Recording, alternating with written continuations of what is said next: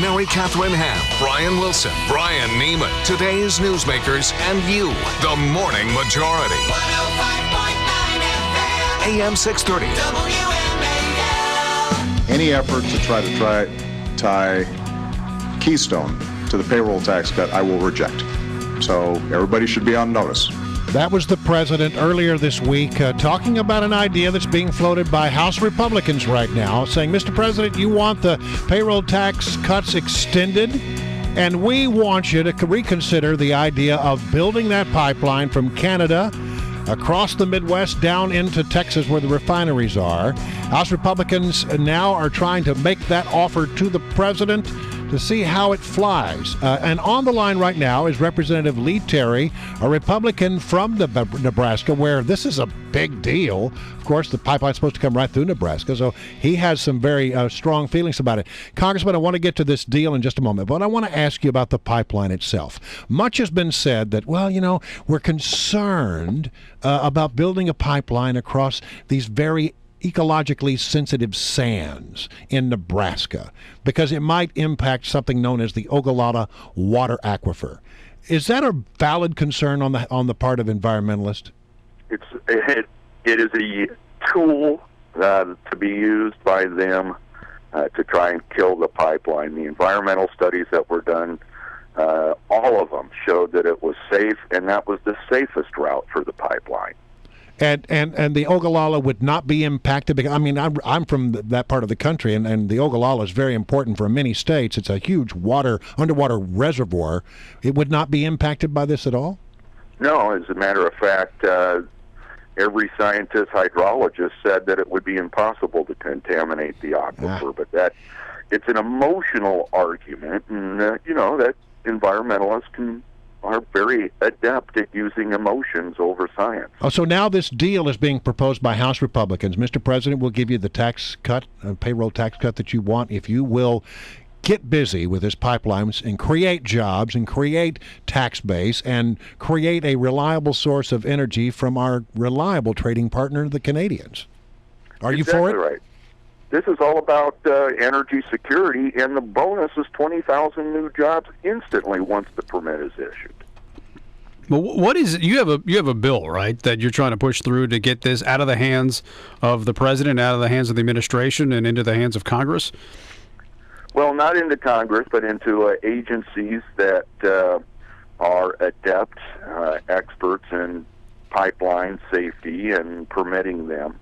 The only reason why it goes to the State Department is because it crosses the border. But either way, whether it's State Department or my bill, the reality is we are going to combine unemployment insurance extension with job creation.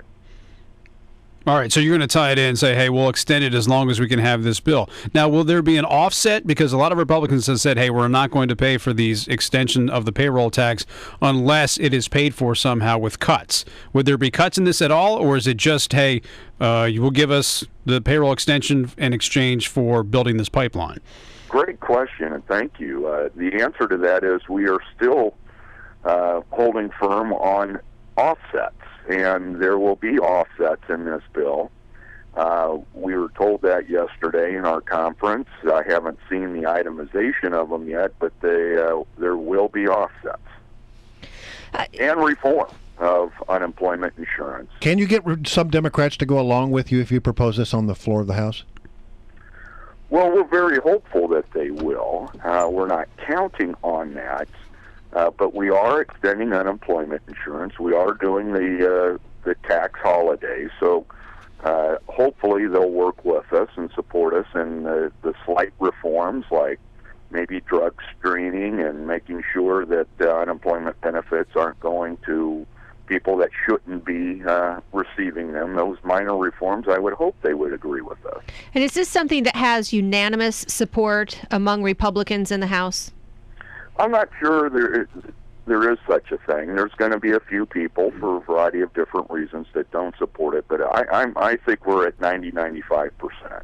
Let me ask you about the jobs created. I heard somebody the other day talk about, there was an environmentalist, I believe, who said that these pipelines, they're built in stages.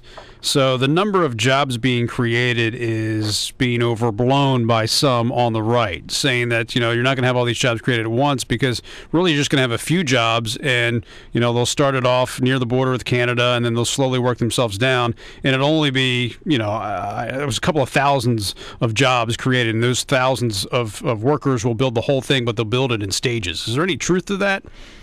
Well, the calculation is based on the amount of man hours that are used, and the truth is that there will be workers in Oklahoma at the same time there are in Texas building the pipeline. If they just only did it in stages, it would take years to build. And also the bottom line is when it's actually built, then you're going to have the free flow of oil from Canada down into the United States. $15 a barrel oil, by the way. And you can't tell me that doesn't help the economy.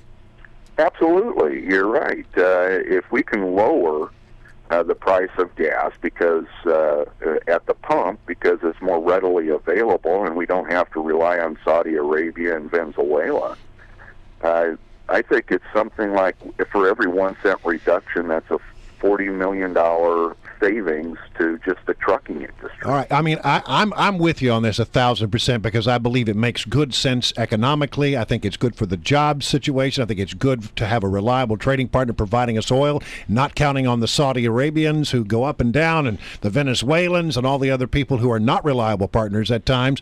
It makes sense. But can you win? Can you get it through the House? Can you get it through the Senate? That is the ultimate question, and I'm going to be honest with you.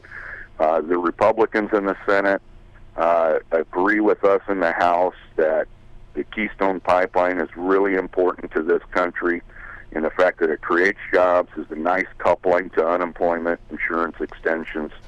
But you still have Harry Reid. Harry Reid's job is to block all legislation from getting to the president's desk so he doesn't have to make any decisions. And Harry Reid has become an all-American blocker.